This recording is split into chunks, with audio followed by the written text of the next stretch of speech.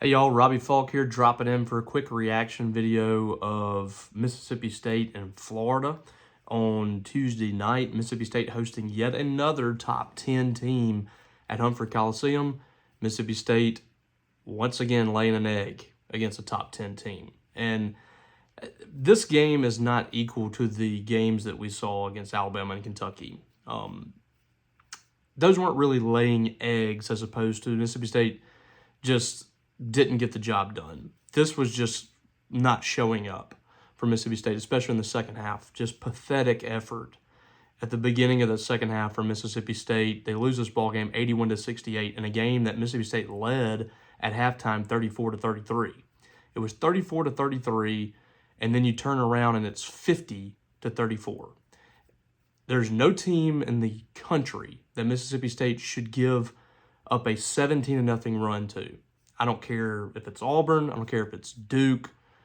Whoever it is, Mississippi State should not be in the middle of a 17-0 run. This team should be better than what we're seeing, and right now they're just not. And we're going to dive into why they're not, or at least why I think they're not. This was just a complete debacle for about 10 minutes in the second half. It kind of got under control there for the rest of the ball game, and the lead was at one point 24 points with 6.5 minutes left. State ended up losing 81-68 as they made it a little bit more respectable there at the end. But the reason I think this game played out the way that it did, as strange as it sounds, because State had a lead in the first half, was what State wasn't able to do in the first half. They played solid defense, I thought. I thought that they came out with some effort on the defensive end, and they did a pretty good job of containing Florida at the three-point line. I think Florida hit 5 or 6 threes in the first half, which that's still too many for Mississippi State, but that's what Florida does. And they weren't they weren't really efficient on the offensive side. Florida, that is. Let's look at their first half box. They were 6 of 20. And that's 30%. I mean, that's just what they do. They're going to hit their shots, but that's respectable for Mississippi State. And giving up only 33 points in the first half to a team that scores 85, that was a win for Mississippi State. Where Mississippi State completely, screwed the pooch here was they were not able to take advantage. They were getting stops. They were rebounding the ball pretty effectively. Let's see what the first half was. Rebounding 26 rebounds in the first half. I mean, 26-16 over a team that's one of the best offensive rebounding teams in the league. You gave up 2 in the first half. You executed as well as you possibly could, I think, defensively in that first half, and you had a 1-point lead. Why? Because you shot 2 of 15 from 3, and most of those shots weren't even close. It was embarrassing. 1 of 5 for Claudio Harris, 0 for 4 for Josh Hubbard, 1 for 3 for Sean Jones. He was one of the only three-pointers made in the first half. You didn't get anything from Riley Kugel. You didn't get anything from R.J. Melendez. It was just the first half was where they missed. And here, this game has played out the same way the last 4 games. Josh Hubbard, 19 points. Keyshawn Murphy, 18 points. No one else over 7. Riley Kugel had 7. Cam Matthews, 5 turnovers. He had 7 rebounds and 4 assists. Played hard, but just kind of out of control. Josh Hubbard is having the same game now every week. He's playing good basketball. He was 0 for 4 in the first half. He goes 4 for 8 in the second half from 3. 19 points, 5 of 15, 6 assists, 1 turnover. I have no complaints about Josh Hubbard right now. R.J. Melendez is not giving you much at all. 3 points, 4 rebounds in 27 minutes. Riley Kugel in 23 minutes, 7 points. Sean Jones in 15 minutes, 5 points. Claudio Harris, 6 points in 19 minutes. And then you look on the flip side here, Florida, who was missing one of their best players, and then in the first 3 or 4 minutes, they lose another one of their best players, first minute actually, and Condon went down with an injury. They had 5 players in double figures. 20 points for Aberdeen, who's, what a surprise. The guy that's filling in for the injured player has 20 points in 32 minutes. 19 for Walker Clayton, 10 for Richard, 10 and 6 for Chinyalu, 16 for Hall. 16 points, 9 rebounds, and 8 assists in 37 minutes for Hall. Just wow. Mississippi State right now is not a good team. I'm just going to be blunt with it. This is not a good basketball team right now. The 3 wins that they have since the Vanderbilt game, which is Ole Miss, South Carolina, and Georgia, those 3 wins, they barely got out alive. In regulation, they really faltered at the end of Ole Miss and South Carolina, had to go to overtime, and they about blew it against Georgia. So that's your 3 wins during the stretch here. And then the other games that you've played and lost have either been, kind of puked up, for lack of a better word. Kentucky, you had a chance there in the final few minutes, did nothing in the final 4 minutes against them, lost that 95-90. Alabama had a chance there to win that ball game. Alabama was just gifting it to you, could not score in the final minute, lose that one. And then you have just absolute debacles. Auburn, you get beat by 22. We're never in that ball game. Tennessee, you get beat by 22. Never in that ball game. Missouri, absolutely embarrassed at home. 27-point loss at home against Missouri. And now back-to-back home games, you just were not even competitive in the second half. Florida wins by 23. This is a team, folks, that is playing itself into the bubble. This is a team that when it was 2-0 in SEC play, we were talking about could they be a 3 seed? With the schedule that they had in the SEC play, they were going to have opportunities. You were playing them at home. The Hump was a great atmosphere. You were going to have a lot of opportunities there to have a really good seed. Instead, they're now playing themselves way away from that. And we're now moving towards the bubble. We're now getting towards 8-9 seed. You're probably going to be 8-9 seed now. And after Saturday, too, which I have very little expectations, Mississippi State's going to have a good game in Oxford. After that, this is a team I think that's probably going to be an 8-9 seed at that point. And then you're fighting for your life here at the end. When you get that 8-9 seed range, you're in trouble. And that's where State's about to be. They're about to be in some big trouble here. And the body language doesn't look good from this team. The effort is not there. And that I've never thought I would ever question effort with a Chris Jans team, but that's where we're at. This particular team does not look like a Chris Jans team.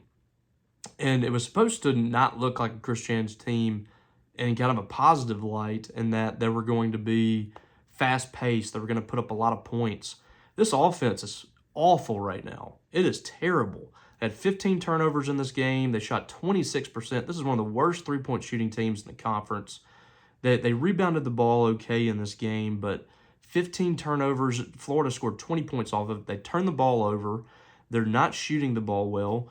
It looks like a completely different team than we saw earlier on in the season when they protect the basketball and they had multiple options there at the three-point line. They're missing the whole rim on three-point shots. This is reverting back to the first two Chris Jans teams. This team looks like that team offensively, but they're way worse on defense. The last two teams could play defense. They played hard on defense. They defended the three-point line. Last year, I thought the defense was extremely good down the stretch. This year's team's gotten worse and worse as the season's going on. It's the worst three-point shooting defense I have seen at Mississippi State in a long time. This was the 9th time this year that they've given up 10 or more three-pointers.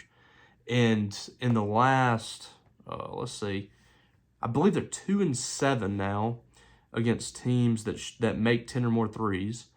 And one of those wins was against Prairie View. So that's not, we can almost not even count that.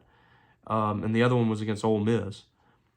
But this team now has given up 3 of the last 4 games they've given up 14 or more three-pointers. And Georgia, who is one of the worst three-point shooting teams in the conference, they nearly got to 10 threes and shot 38%. Here's your last 4 games. 48% from 3, 47%, 38 to Georgia, the one of the worst teams in the league at shooting 3, and 39 against Florida. Every team they are playing is shooting significantly better than what they do, during the season. Gave up 36% against Tennessee, 37 against Ole Miss, 42 against Auburn, 50 against Kentucky. And then you look at the first 2 conference games, 10% from South Carolina and 19% for Vanderbilt. What happened? What's happened with this team? It is mind-boggling, and I don't know if I can truly pinpoint it. All I can say is that there's something's wrong and they're not playing well. That's the only thing that I can say. I don't know the root of it because the personnel has not changed. People can talk about Kanye Clary. Kanye Clary has not been on this team since, the early part of the schedule. 7th game of the schedule, Kanye Clary, that was his last game. And you certainly kind of hit your peak without him. You killed Pittsburgh right after that. A couple weeks later, you killed Memphis. You started 2-0 in SEC play. Kanye Clary is not the problem. This team has been what it is for over 2 months.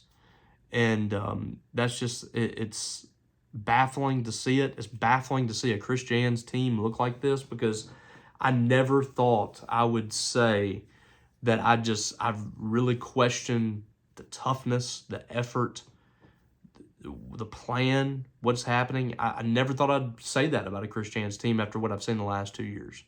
But that's where we are with this team right now. Outside of Keyshawn Murphy and outside of Josh Hubbard, I can't tell you that I trust a single other player on this roster. Those two are bringing it every game. Keyshawn Murphy is playing on a different level than any other player on this roster outside of maybe Josh Hubbard. Keyshawn Murphy's bringing it every game. He and Hubbard have been consistent now for 2.5 weeks. Where's everyone else? What is happening? What is going on? This is not what Chris Jans is built for. This isn't his team. This does not look like any type of team that he's coached. So I don't know what's going to happen with this crew. I thought maybe the Missouri game could be kind of a wake-up call, but it seems like something has triggered this team in a negative way. They haven't been able to recover. I don't know if it's, dropping those games against Kentucky and Alabama or what, but this is a team right now that's in a bad headspace, it seems. They're in a bad place, and I don't know if they're going to be able to get out of it. And I hate to be kind of the, doomsday, but, I just don't – I don't know when we're going to see a turnaround for this team. You got Ole Miss this weekend. And like I said, how can you feel positive about that game right now? Ole Miss is playing good basketball. It's at Oxford.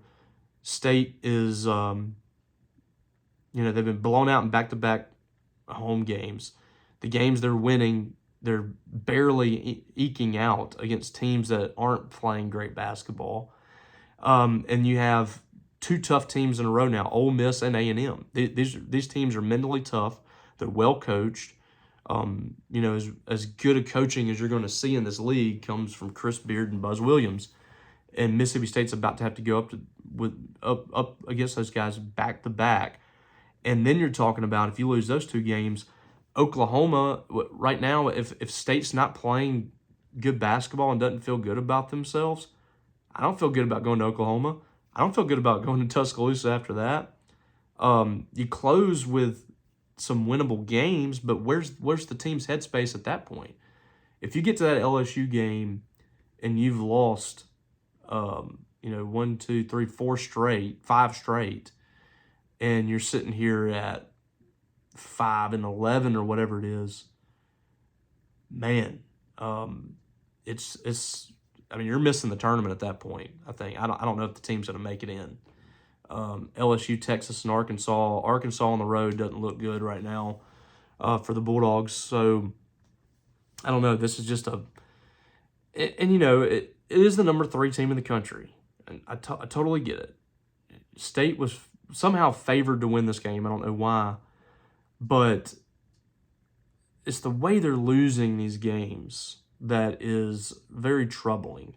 This was a very winnable game for Mississippi State, even with it being number 3. State hadn't beaten a top 3 opponent since 1996, so it doesn't come around often, but it was a winnable game. When you see how it played out in the first half, down 2 starters, Florida was obviously, rusty. They weren't playing well. Mississippi State had a chance right there to kind of step on the gas, execute on offense. They didn't. They had a close ball game. It was a 1-point game at the half. Florida got, their wits about them. They came out and they just kicked Mississippi State's butt, and they come away with a win. So State falls to 17-7, 5-6 in conference play. This team is tailing off big time right now, and they have to find a way to get back on track, and I just don't know if we're going to see it or not. So we'll see. Saturday at Ole Miss, we'll see how they react. I would not be optimistic after seeing this team the last month. There's no reason to just be fully on board with them going to Oxford and beating an Ole Miss team that I think is playing some really good basketball right now. Outside of the game against LSU, which I didn't think they really played well, they came back and won that game. And the mark of a really good team is when you're not having a good night, you find ways to win. That's what they did. So it's that game's not promising for me on Saturday, but it is another opportunity. 5 p.m. Saturday at the Pavilion in Oxford. That game's on ESPN2, and then State has to turn right back around and face a really tough team in Texas A&M on Tuesday night at 6 p.m. And at that point, if State loses Saturday, its fan base is going to start jumping off the bandwagon quick. We already saw it. The fans were never really into this game on Tuesday against Florida. Empty seats everywhere. I mean, it's just it's a fan base that's kind of teetering again. This fan base has been really fractured with Mississippi State basketball over the last decade. They clamped on for a little bit with Jans, but when you're not winning those games against Alabama and Kentucky, when they're there, this fan base just jumps off quick. It's a very triggered, quick triggered fan base. They can't stay in for long. That's no offense to you guys, but it just is what it is. It's a fan base that's just not invested enough in basketball to lock in 100% on it if you're not able to come through. And Chris Jans hadn't been able to come through. He blew it against Kentucky last year and Alabama. Blew it against Kentucky and Alabama again this year, and he laid an egg against Missouri and Florida. And it's not just Chris; it's the lack of execution. I mean, he obviously is the person that answers at the end of the day, but the players just are not executing. Something's not getting through, and something's not getting done. This group is just not working out, and this is what happens when you go all in on the transfer portal in this era. When you have a roster of a lot of transfer portal guys, and you're having a turnover like that. It's very difficult year to year to maintain what you want to do. I think that's what Jans is probably struggling through right now. So we'll cut it there. We got more coverage over on Maroon and White Daily, so come check us out over there. Follow this channel, subscribe to this channel as well, and we'll be back for more the rest of this week. Obviously this weekend we have baseball coming up and basketball. We'll have both. Coverage of both coming this weekend, so stay tuned for that. All right, it's been Robbie Falk. Hope you guys have a great rest of the week, and we'll catch you down the road.